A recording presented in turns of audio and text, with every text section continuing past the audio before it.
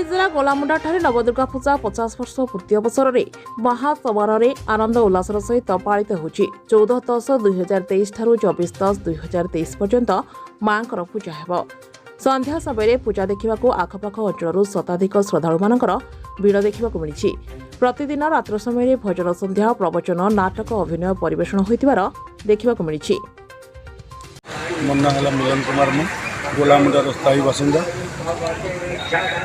आज जेन आपनकर महामयी दुर्गा पूजा जेन सुवर्ण जयंती पालन करछन इने कार्यक्रम उपरे टिके किछि कहन।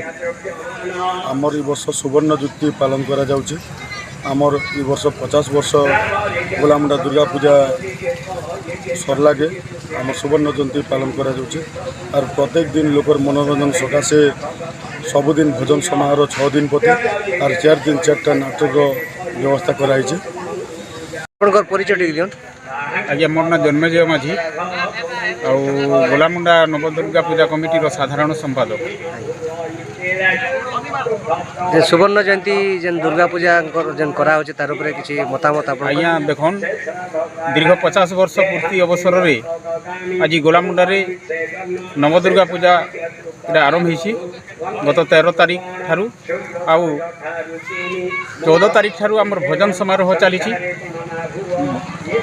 दर्शक मानकर मनोरंजन पाई सबुदिन संध्या 7टारे भजन समारोह कार्यक्रम रखाही।